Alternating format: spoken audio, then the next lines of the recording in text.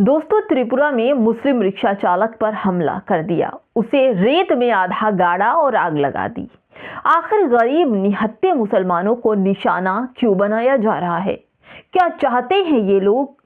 क्यों मुसलमानों के पीछे पड़े हुए हैं? क्या ये मान लिया जाए कि गोरिल्ला हत्या शुरू हो गई है, जैसा कि टी राजा ने कहा था?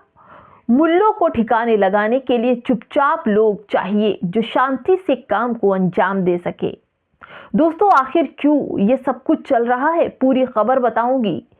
कई ऐसे मुस्लिम हैं जिन पर मारे गए हैं, पीटे गए हैं और उनकी हत्या भी कर दी गई। आज की खबर में मैं कई ऐसे नाम लूंगी। नमस्कार, आप देख रहे हैं बामसेफ न्यूज और मैं हूं आपके साथ शैला। राजधानी की अगरतला में गुरुवार को एक मुस्लिम रिक्शा चालक का आरोप है कि उसे जान से मारने के लिए हमलावरों ने समूह ग्रुप में के तौर पर उस पर हमला किया, उसे रेत में आधा गाड़ दिया और उसे आग लगाने की कोशिश की गई। दोस्तों, देखिए कितनी क्रूरता कि एक व्यक्ति की आधे रेत में गाड़कर ऊपर से आग लगा देने की कोशिश की गई। नाम उसका है दीदार हुसैन, जो पेशे से रिक्शा चालक है और अगरतला के भाई नगर के रहने वाले हैं। आपको बताऊं कि 1 जनवरी को शाम करीब 6:30 बजे गगैल निवेदा क्लब इलाके के पास 4 से 5 अज्ञात हमलावरों ने हमला किया। अपनी शिकायत में हुसैन बताते हैं मीडिया के सामने और लोगों से। हुसैन ने बताया कि 4 से 5 लोगों के समूह ने अचानक उन पर हमला कर दिया, रास्ता रोक लिया और उस पर बेरहमी से हमला बिना बताए करने लगे। बाद में उन्होंने मुझे जबरदस्ती रेत के ढेर में ढकेल दिया और मुझे जान से मारने के लिए साफ इरादा उनका नजर आ रहा था। साफ इरादे में आग लगाकर मारने की कोशिश की मुझे और मैं किसी तरह से अपने आप को बचाने में कामयाब रहा। उसकी हालत देखकर लगता है कि हाँ, उसके साथ ऐसा कुछ हुआ है। उधर अगर बात की जाए तो एक और विवादित बयान जो मुसलमानों पर हमले के जिम्मेदार हैं, हिंदुओं का पैसा लूटा जाएगा और जमीन छीन ली जाएगी, ये सब यतीनंद सरस्वती के हैं बयान। हरियाणा के फरीदाबाद में 23 मार्च को गौरक्षक बजरंगी है, उसका एक पब्लिक मीटिंग थी और उसने मुसलमानों को अपमानजनक तरीके से खूब बुरा भला कहा। पंचर वाले कहा, दावा किया कि वे हिंदुओं को काफिर मानते हैं, इसलिए ऐसे कठमुल्लाओं को छोड़ना नहीं चाहिए और उनको काट देना चाहिए, उनको यहाँ रहने का कोई हक नहीं है। बजरंगी ने दावा भी किया कि 9 राज्यों में हिंदू अल्पसंख्यक हैं और हिंदुओं से अपनी ताकत दिखाने की अपील भी कर डाली। यानी क्या हिंदू ताकत दिखाएगा, मुसलमानों को मारकर उनकी संख्या कम कर देगा? यही चाहते हो, तभी तो तलवारें बांटी जा रही हैं। लेकिन हम अपने बच्चों के लिए क्या दे रहे हैं?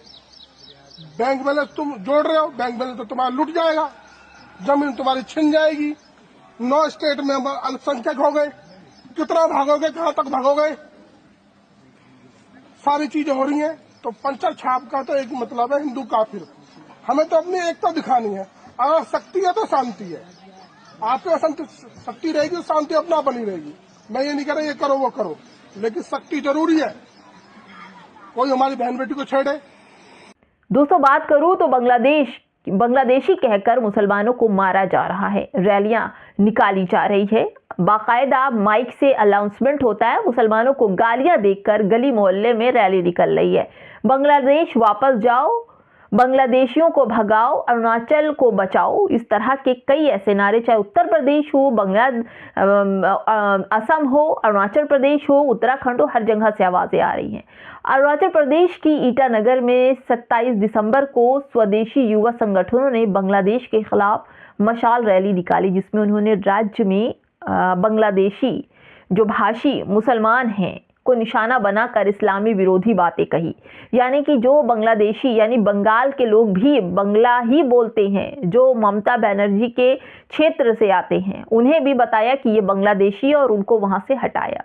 दोस्तों, आपको बताऊं कि उन्होंने तलवार भी उसी में लहराई और बांग्लादेशी लोगों को आक्रामकता से चेतावनी देते हुए गालियां दी और कहा, धमकी देते हुए कहा कि सुअरों, बांग्लादेश में फेंक देंगे और वहां जिंदगी नरक बन जाएगी।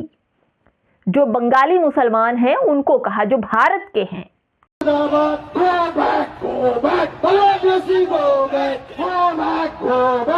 इधर एक बार फिर से नरसिंहानंद सरस्वती ने फिर जहर उगलना शुरू किया। अब उनके इस जहर में मुसलमानों को लेकर क्या क्या है ये भी मैं आपको बताऊंगी। हिंदू एक हो जाओ, बच्चे पैदा करो, इस क्षेत्र को हिंदू मानना इस्लामी गुलामी को स्वीकार करना है। जब मुसलमान जय हिंद कहते हैं तो उनका मतलब है कि हम एक दिन हिंद को जीत लेंगे, यानी कि ना इधर कान पकड़ते बनता है ना इधर। यानी कि अगर जय हिंद मुसलमान कह दे तो उसके अंदर भी राज निकल आते हैं कि जय हिंद कह रहे हैं तो एक दिन हिंद को जीत लेंगे। गाजियाबाद यूपी में 23 दिसंबर को एक धार्मिक सम्मेलन में बोलते हुए हिंदूवादी साधु यति नरसिंहानंद ने मुसलमानों को एक बार फिर से पागल, नरभक्षी, कुत्ते कहा और दावा किया कि असली लड़ाई इस्लाम से है। उन्होंने दारुल उलूम देवबंद और तबलीगी जमात को निशाना बनाते हुए आरोप लगाया कि यह तालिबान को कंट्रोल करता है और बांग्लादेश में हिंदुओं के नरसंहार के लिए उन्हें जिम्मेदार बताया। दोस्तों, ऐसी नफरत ने ही मुसलमानों की जगह जगह लिंचिंग हो रही है। यतिनंद सरस्वती ने आगे कहा, यह दावा भी किया कि जल्द ही मुसलमान हिंदू घरों के बाहर खड़े होंगे और उनकी रक्षा करने वाला कोई नहीं होगा। उन्होंने इस्लाम को आपराधिक का एक संगठित गिरोह भी बताया कि जो मुसलमान हैं ये आपराधिक हैं, लेकिन मुझे एक भी वीडियो ना तो चर्च तोड़ते हुए मुसलमानों की आती है, ना मंदिर तोड़ते हुए मुसलमानों की नजर आती। तुम्हारी जरूर आती है। रोज रोज मुसलमानों की हत्या हो रही है, घेर घेर कर मारा जा रहा है। दुकान, मकान, व्यापार निशाने पर है। कत्लेआम करने की सभा लगा कर माइक से खुलेआम धमकी मुसलमानों को दी जा रही है। हिंदुओं की तरफ से जो धमकी मुसलमानों को मिल रही है उनका कत्लेआम करने की, क्योंकि कहा जा रहा है कि ये लोग बोलते हैं कि उनकी संख्या बहुत बड़ी है, इसलिए उनकी संख्या कम करने के लिए तलवारें बांटी गई। गुरिल्ला युद्ध करने की बात की जा रही है। 2027 में विधानसभा चुनाव है। दंगों की आग में जलाने के लिए पर्चे भी बांटे जा रहे हैं। गुरिल्ला मार सिखाया जा रहा है। एसिड से मुसलमानों पर अटैक करने के लिए वीडियो बनाए जा रहे हैं, वो भी जारी किए जा रहे हैं। घर घर तलवारें बांटी जा रही हैं। मुसलमानों की बहन बेटियों पर इनाम रखे जा रहे हैं। खुले में आतंकवादी, अब्दुल बांग्लादेशी, घुसपैठिया, कठमुल्ला बोला जा रहा है मुसलमानों को। इस जगह का नाम हिंद मानना ही अपने आप को इस्लामिक गुलामी की तरफ लेकर जा रहा है। हम भारतवर्ष हैं, हम आर्यव्रत हैं, हम संपूर्ण विश्व हैं, हम सनातन हैं। हमें मुसलमानों के दिए हुए नाम की कोई जरूरत नहीं।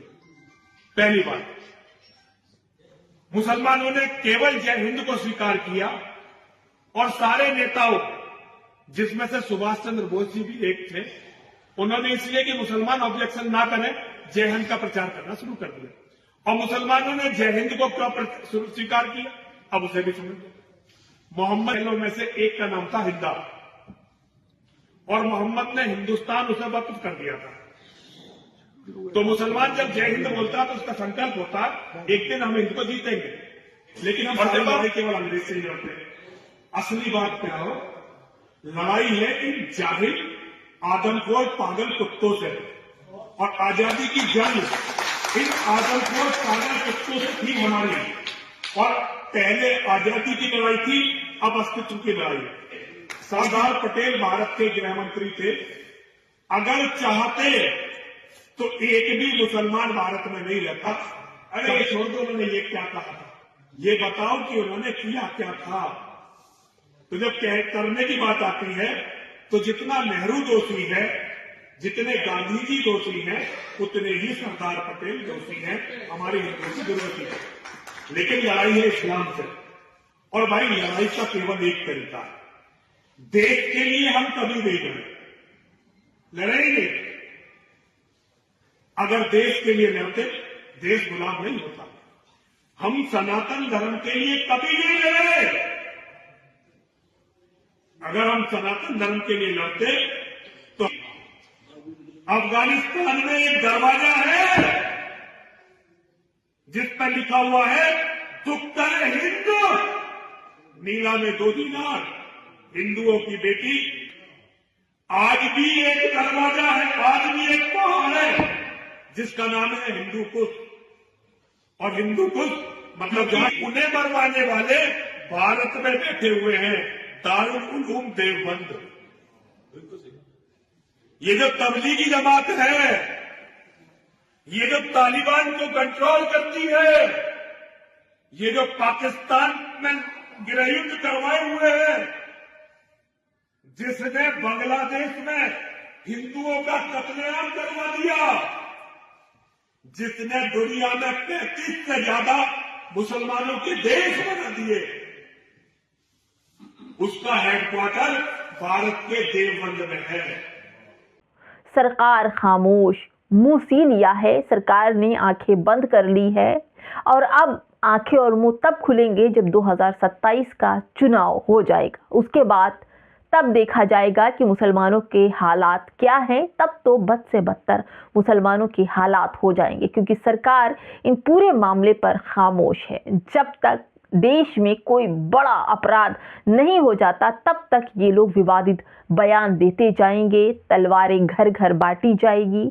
ऐसे विवादित बयान जो लोगों को उकसाने का काम कर रहे हैं, हिंदू युवाओं को हत्यारा बनाने का काम कर रहे हैं, हिंदू युवाओं को आतंकवादी बनाने का काम कर रहे हैं। टी राजा की तो एक मीटिंग का पूरा वीडियो ही सोशल मीडिया पर पोस्ट किया, बेखौफ कि मुसलमानों को गोरिल्ला चुपचाप घुस कर ग्रुप बना कर उन पर अटैक किया जाएगा, उनको मारा जाएगा। ऐसे बहादुर नौजवानों की ज़रूरत है टी राजा को, जैसा कि उनका विवादित बयान है।